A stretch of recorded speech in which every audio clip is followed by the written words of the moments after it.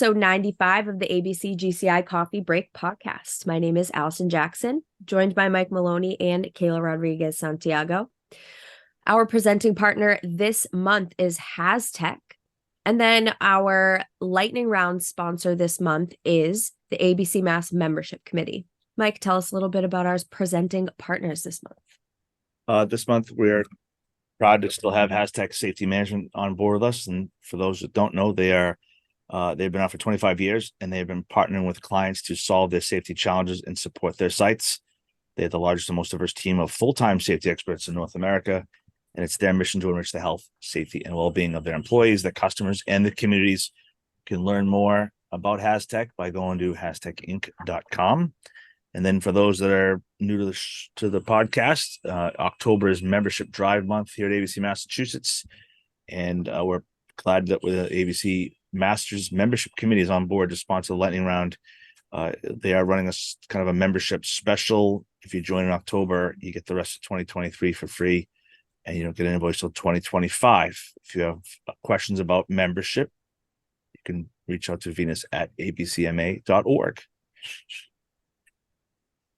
So we were chatting a little bit before we started recording, and I want to know, what are you guys listening to this week? Like, are you listening to any specific albums, artists, podcasts, audiobooks?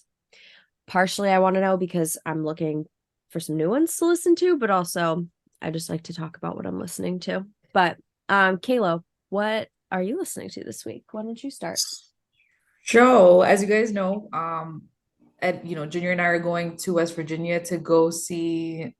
If you didn't know, I have a relationship with God, so we're going to go see this worship singer named Brandon Lake, and the guy who's performing with him, his name is Ben Williams Hastings, and Junior sent me this song. It's called Captain, and it's Captain live at the Emporium. If you ever look it up on YouTube, and it's literally the most beautiful song I've heard, and it really just puts me in a good mood. It's like a good, feel good music. So genuinely just puts me in a good mood, and that's what I've been having on repeat because I'm like, listen, I don't know who this guy is, and I need to at least know one song before I go. There's nothing worse than going to a concert and not even knowing one song, because it's like you want to sing and you want to be part of it so bad, but it's like you don't know the words, so it's like you feel silly trying to mouth it. But it's like it's not if you pay attention to the person next to you, if they really know, you can almost copy them just half a second after. Yeah, it's like thank you. Yep. Or and then the concerts will not have the lyrics up on the screen, which would honestly be super helpful, but right? Oh, that's a good idea, because I watch the lyrics on Spotify when I'm listening. I like to look at the lyrics when I'm just getting to know a song, and then I learn them. I'm fine, but it helps with just the memory. Yeah. So a lot of I'm hoping that this concert will have it, because a lot of worship concerts will have, if somebody is they're performing, they'll have the lyrics up on 2 different screens so that you can sing along with it. So I'm hoping, we'll see. What about you guys? I listen to the ABC GCI Coffee Break podcast on my way into work and sometimes on the way home. What a great answer. Wow, you are the number one supporter. I love it. No, I gotta be. No, that's right. At least one person listens, right? I like Neil deGrasse Tyson's Star Talk. Ooh. Kayla, do you know who that is? You do know who that is. If you saw his face, you know who that is. Okay. He's an astrophysicist. Right? Hold on. I'm gonna brilliant. Sure. The guy's brilliant. What's his name again? I'm pulling it up to show you. Neil deGrasse Tyson. And what was the latest topic? I haven't heard in a couple of days, but his podcast is usually 40 to 45 minutes long. He has a comedian called Chuck Nice on there, right? He's like a comedian. Yeah. Okay. Yes. He's brilliant. I didn't even know he had a podcast. What? Oh, he's me neither. He's brilliant, right? And the guy, he talks to you like a normal person would talk to you. So when he talks about time travel, space stuff, planets, aliens, it's great. And the comedian's funny too, because it's very casual.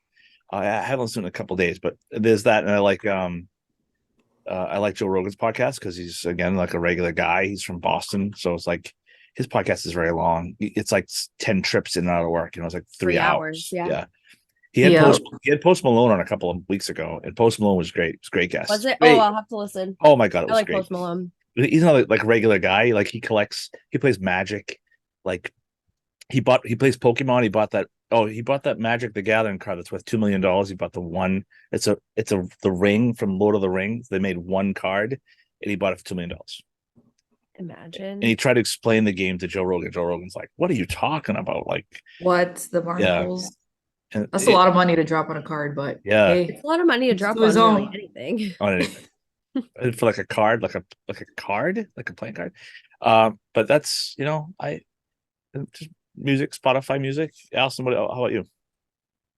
I'm definitely listening to a lot of music right now. I'm a yoga teacher, so I have to find a lot of like new different music. I teach 4 classes a week, so it's like I need to like mix it up because otherwise people are gonna be, come on, it gets boring. Yep. Same playlist over and over. Same playlist. Yeah. I listen to Noah Kahan's album every single day. If you haven't listened to him, listen to him. Noah He's Kahan, from writing this Vermont down. actually, so he's like Ooh. kind of a local. But yeah, his songs are really, really good. I'm listening to Pregame Rituals right now. If you haven't heard of them, they have a new album that released 2 weeks ago. So definitely listen to them. Okay. Subtle drop. You said pregame rituals, right? Pregame Rituals. Okay. And then for podcasts, I'm listening to Giggly Squad right now. It's 2 girls that have been on Bravo. They were on the show Summer House. One of them is still on, the other one isn't, but one's a comedian, and then the other one, she's like in like fashion or whatever, and they just like kind of talk. It's nice. Like it feels like your friends are just like kind of talking. And then I also am super into like crime podcasts. So I listen to Crime Junkie. I listen to National Park After Dark. What's up with last podcast? There's a big thing with like women and like crime, like right? Mm-hmm. There's if you see on TikTok, it's like, why is my wife always watching crime shows? And it's like the funniest like videos on TikTok. I love it. Yeah. So when you said crime, I'm like, of course.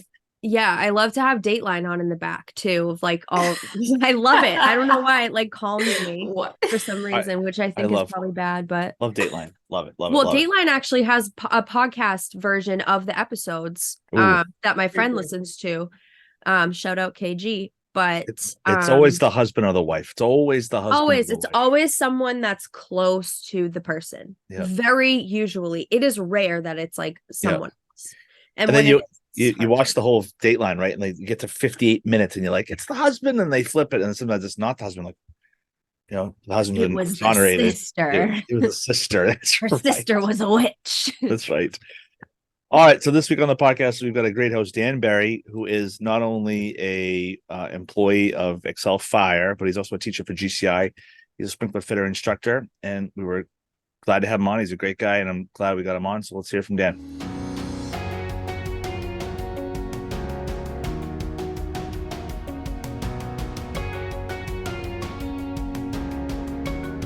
All right, it is my pleasure to introduce Dan Barry to the podcast. Welcome, Dan, to the podcast. And I know that you're a busy man, and I give you a lot of props because not only do you work full time during the day, but you teach at night for the Gould Construction Institute. So thank you for doing that. I know it's not an easy thing, being working full time and then teaching a couple nights a week is very difficult. But you make it look easy. Welcome to the podcast, Dan. All right, thank you for having me, Mike. So for those that don't know who you are, I kind of gave you the quick version here, but why don't you introduce yourself? Tell us what you do. Sure. So my name is Dan Barry. I'm the operations manager for Excel Fire Protection. We're a fire sprinkler installation, maintenance, design and inspection company out of Salem, New Hampshire. So we service most of Massachusetts. My role here is as the operations manager. I kind of oversee the day-to-day operation. I work with, I have 3 field PMs that that I oversee. I manage the schedule, coordinate stuff with our service department, design department, and we have a shop as well that's pretty busy getting material out to our guys. So that's more or less my day to day consists of managing those guys, taking calls from customers, vendors, then the boring stuff, reviewing the invoices and making sure everything's all the wheels are grinding as they should, I guess. Now, for those that aren't familiar with what sprinkler fitter is and what they do, how did you get into this field? I guess because it's not something where you're like, young Dan Barry was one day hoping to be a sprinkler fitter. How did you get into that line of work? Not at all. So in high school, I grew up in Ipswich, Mass, and my uncle at the time was on the fire department there, and he had encouraged me to join the call department. So I did that while I was in senior year of high school. I got on the call department in Ipswich, Mass, and then out of high school, I did a brief stint at North Shore Community College. Realized that wasn't my thing. Yep. I'd always worked at a garden center. Got into some landscaping in Boston. Realized that wasn't my thing, and I'm like, all right, I want to give the trades a shot. I along with my uncle that was on the fire department in Ipswich, I had, my mother's one of 12, so I had uncles that were electricians and plumbers. So I'm like, all right, I'm going to get into plumbing, and I was striking out. I was calling around, looking in the, I don't know if we had. I think Craigslist was around back then, but it was more or less the newspaper ads. Right. So I was looking for the help and the help wanted, calling around, calling local plumbing companies. Was striking out. Then I bumped into I was grabbing lunch in Brighton, and I bumped into a couple of guys from, I believe it was G&G Fire Protection. I'm not sure if they're around anymore, but I bumped into them. And they told me about the trade and how great it was, and I got my wheels turning. So at that time they were out of Easton, Mass, which I thought, oh, that's kind of far. So I opened the phone book up and I just started calling a bunch of sprinkler companies, and I landed here at Excel back in, I think, 2004. So What a great story. yeah, So they hire you with no experience. yeah. And what did you think right out of the gate here? Like, what was your first impression of the trade you picked? God, I mean, I didn't know what to expect, to be honest with you. I really didn't know much about it other than, they put sprinklers in ceilings. So, but I got into it and I immediately fell in love with it. It, just the fact that, the trade itself is a great trade. It's very hands-on. Just like any of the other mechanical trades, it's it's labor intensive, it's demanding, it keeps you in shape, keeps you sharp. But not only on top of that, we're installing life safety equipment. So Right. It's at the end of the day, the systems we put in could save a life. So something about that felt rewarding as well. So I think it's great. I really, You think of the technology. I mean, some people might not realize it, but there's a ton of technology behind the scenes of that sprinkler system. Oh yeah.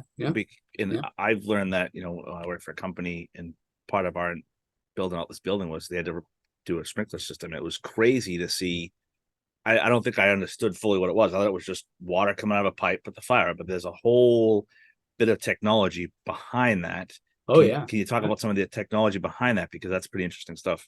I mean, as far as, all our equipment and devices to monitor the sprinkler system, if you have your basic wet system, you're going to have tampers and flows. But even before the installation begins, there's the whole design process. And we rely on our designers to engineer these systems to function properly based on the available, the available water, right? So we need to know that the system we're installing is going to work. So they determine all the pipe sizes. They basically hydraulically calc these systems, and then as installers, we go and we put them in. So, the design end of things, those guys don't get enough credit sometimes, but that's kind of the birthplace of the sprinkler system. But then you get into the system itself, and you're right. The majority of the system it's pipe and sprinkler heads, but on top of that, there's again the devices we install at the tampers, flows, pressure switches, bells, that's just on a basic wet system, but then you get into fire pumps. If you don't have adequate water supply, you're installing fire pumps, and those are pretty complex with really, fire pump panels, jockey pump panels, sensing lines, just goes on and on.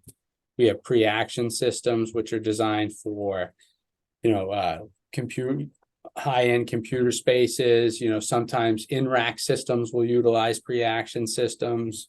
Basically, that prevents false trips. Somebody breaks a sprinkler head, you're not going to ruin all your product or your equipment. So yeah. And it's a shame because some of the systems, I'm sure you'll agree, is beautiful, the design and the way it looks. And then it gets shut it up inside a ceiling, and they put the drop ceiling on. You never can see how cool it looks behind the scenes. No, you got a great point there. There's nothing more rewarding than looking up at the ceiling before, when the rough install is done, and you can appreciate your work, and then it gets all covered up. Yeah. The head's got a flat white plate. So and people don't realize, all the work that went into putting in that, sprinkler system. Oh yeah. And then part of the education of a sprinkler fitter, and you could talk about this because you're a teacher as well, but what are some of the things you guys cover in class to get these guys ready to be in the field? So we really along, you get your core curriculum, but sprinkler specific, we really delve into the code, NFPA 13, 13R, 13D, which are your sprinkler standards, NFPA 14, 25, 25's inspection and testing. So, we follow the curriculum in the books, and then build on that curriculum with the standards and codes that are going to get them to pass their state exam. So what about and I ask this a lot of people, right? A lot of people get into the trades because they don't want to take tests and they don't like math. How much math do you think is in the sprinkler fitter's job? The math, how do I put this? It's not as demanding as some of the other trades. If you have the basic math knowledge, you can do very successful in this trade. Yeah. The math itself, you want to make sure you understand square footage, and that's probably the biggest one. Understanding the square footage is probably the biggest thing they need to know. And there's other stuff, but I don't think the math is all that demanding compared to some of the other trades. Like I think I know the mechanical guys have to do a lot of calcs and stuff to figure out the CFMs, and a lot of our math is done by our designers. So yeah. Gotta know how to read a tape measure though, right? Got to know how to read a tape measure. Yeah, that's a big one. Yeah. You can read a tape measure and add, subtract, and multiply, you'll be in good shape. So what are some of the biggest advances you think in sprinkler fitting that you've seen in your time in the industry? Well, this industry never seemed, obviously there's the good times and the bad, but this is a very strong industry. Life safety isn't going away. Right. It's not going away. It's going to constantly need to be serviced and maintained. So I think it's a very secure industry. It's you can certainly build a lifelong career in this industry. Yeah. What about as far as where do you think the industry is going? Do you think where do you see the industry changing or improving, or like you said, you're saving people's lives, right? You're saving buildings. Whereas years ago, fire hit the building and it was a total waste, right? Gone. Right. Now you've got sprinkler systems in place that stop or prevent the building being a total loss. What are some advances in technology do you think that the sprinkler fitters are going to see? Oh, I mean, just since I've started, there's been, for ease of install, we've got the quick connect couplings. The sprinkler heads themselves have evolved over the years to require less flow or better spray patterns, especially on the storage end of things. The pre-action systems have evolved. So it is going to be a constantly evolving industry because the standards are being updated. And to build on that, I see this industry really expanding on the residential end of things, especially the 1 and 2 family homes. We've just seen an increase over the past 5 years in the amount of single family homes that have been sprinkled, especially, in New Hampshire and even in Mass now, we're seeing a lot of these developments require sprinklers, which, I'm an advocate for. I think if it could help protect your family, why not? It's a minimal investment in it compared to the whole cost of a home. So on the residential things, it's really it's just evolving. And so I'd be afraid to put a sprinkler head in my house. My kid would knock that thing off. no, yeah, no, I hear you. I'm retrofitting my house and I'm worried about that too. So yeah. That kid, my one kid would be like, "What's this thing doing? Let me hang my Oh, shirt from yeah. it while it's drying," and then pull. I know it wouldn't, but Yeah. my Gotta go. if it's gonna break, my kid's gonna figure out how to break it, right? Gotta go with the And penitentiary style heads in your house, huh? Yeah. I need a cage over it. Yeah, my wife would say, "Look, it looks like a penitentiary." I sometimes even like you talk about life safety, hardwiring of smoke detectors in people's houses has come a long way, right? Whereas in the old days, how crazy that is. It's a good or a bad. I know those right now. I'm running through at my house right now. The smoke detectors at 10 years they start to kind of expire. They're just going off in the middle of the night, so you don't know what you're doing.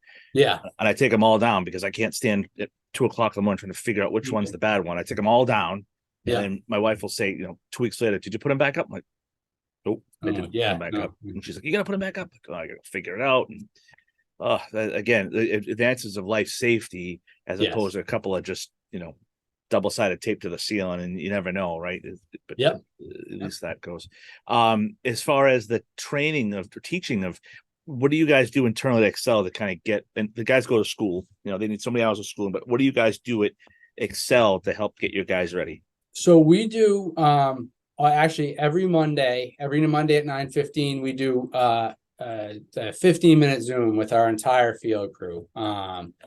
We usually try to cover a toolbox talk, so we might just do a safety toolbox talk, or we'll do some sort of jobs or some sort of sprinkler related training, whether it be on a new piece of equipment or maybe a particular dry valve that we've started to buy. So we'll do that. We do that every Monday. And then on top of that, once or twice a year, we like to pull the whole team together just to do an in-person training. We actually had you guys provide that this year. We did fall protection training with, I believe it was Harvey. Harry Carlson, our OSHA guy. He did a great job. He came up, did fall protection training for us. So we really try to encourage training with all our guys. I know. So yeah, we every week we do some, whether it's a toolbox talk or sprinkler related training. So yeah. And then what about guys that maybe be in the field for a couple of years and want to kind of move into what you're kind of doing? What can they do to get themselves ready to slide into an operations position? So that's a great point. So there's project management courses you can take. You don't necessarily need to go to, I didn't go to college. You don't necessarily need to go to college. So there's project management courses you can take, to get into a PM position. I think if that's the direction you're looking to go, get that field experience and then really try to be detail oriented, show you can manage a project well, and that's that doesn't go unnoticed, and you can certainly advance.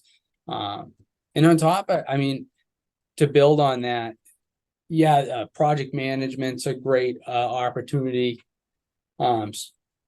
Operations manager, that's a great opportunity, but design too. There's not enough designers out there, and the sprinkler fitters make the best designers. So if these guys spend a few years in the field and say, you know what, I'm getting beat up out here, that's a great option, or avenue. I think they can do very well. I think you make a good point, right? If you spend a few years in the field as a fitter, and then you go into the design side, you kind of know more than someone just designing layouts, because absolutely you've got the field background. Yeah. What's one piece of advice that maybe someone gave you in the industry? What's one piece of advice that you kind of carry with you to this day? One piece of advice. Well, as far as customer relations, one piece of advice is somebody once told me, never ignore your customers. A bad answer is better than no answer at all. So if you get into a management position, always pick up that phone. Always give that customer an answer. Yep. And that goes a long way. So that's one piece of advice. And then always show up to work on time. That doesn't go unnoticed either. be on time every day. Granted, life happens, but if you're punctual and you work hard, That- you can, do well. That's great advice to give someone. I show up at work on time, and you can't teach that to someone. That's the toughest part about it. You can teach someone to read a watch, teach someone to tell time, right? But you can't teach someone to be someplace on time, right? So if you have a job and you're going to be there for 8, Right. that you why not be there 5 of 8 Mhm. instead of 5 after 8, right? Because people notice when you're not there on time. They then to notice when you aren't. So that's some great advice from Dan Barry, the ops manager for the folks over Excel Fire. And now comes my personal favorite part of the podcast. It's called the lightning round. It's super exciting. We're going to insert some lightning sound effects here on the podcast. You can't hear it now, but it's post production, they call it. But the 60s, the 70s, the 80s, or the 90s, which decade do you love the most and why? Oh, probably the 80s. The 80s, baby. How come? What do you like about the 80s so much? I love the 80s. I love 80s movies. I grew up. I mean, I was born in the 80s, so I didn't watch the 80s movies until the 90s, but I love, the 80s action movies. What's a good 80s action movie? What do you think? God, you got Rambo, Yeah. Terminator, Predator, all those movies. Classics. Yeah. Classic stuff. Yep. If you have to sing karaoke, what song do you pick? Oh man, karaoke. Yeah, karaoke. Probably I'm on a Boat by the Lonely Island. That's a good one. If a movie was made of your life, what genre would it be, and who would play Dan Barry in the movie? Oh God. What genre? Maybe action and Bruce Willis. Oh, I love it. Yeah, you got the Bruce Willis vibe going on there. I can see that. If you were a wrestler, what would your entrance theme song be? Oh, another good one. Because you don't think about the stuff every day, right? You get if I was a wrestler, yeah, I don't know. That's Yeah. a good question. Wrestler. you're a wrestling fan? Not really. Not anymore, no. I know who Stone Cold Steve Austin That's and it. Hulk Hogan is, and Yeah, that's right. but entry song. I don't know. It's kind of cliche, but maybe Eye of the Tiger. That's I don't know fine. if that's a good one. I think That's I a good have a one. better one. But What is your favorite item that you've bought for yourself this year? favorite item that I bought for myself this year. Let's see. What did I buy for myself this year? It's always a tough one for dad, right? Dads don't buy themselves a lot of stuff. I'm with you. No.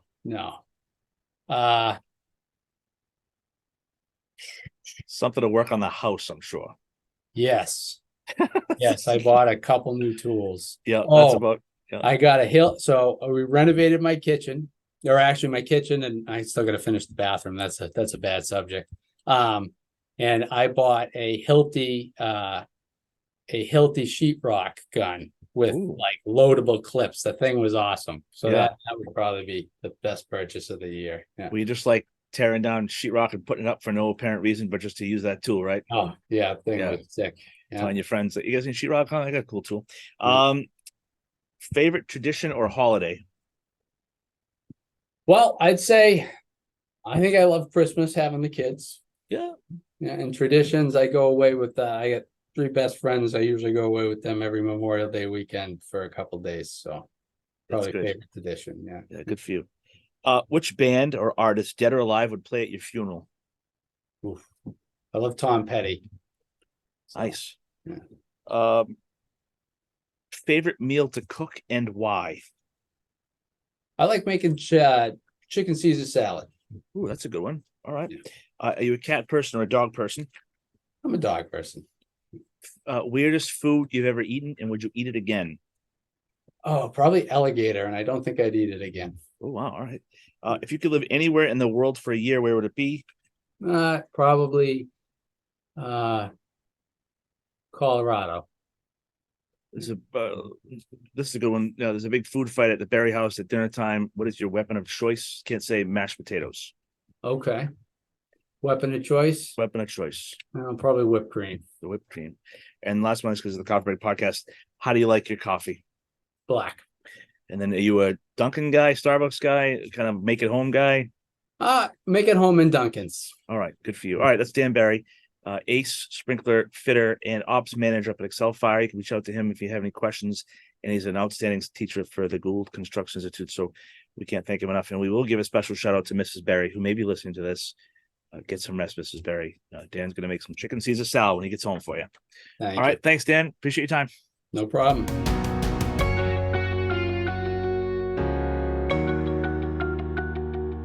It was great having Dan Berry on the podcast with us.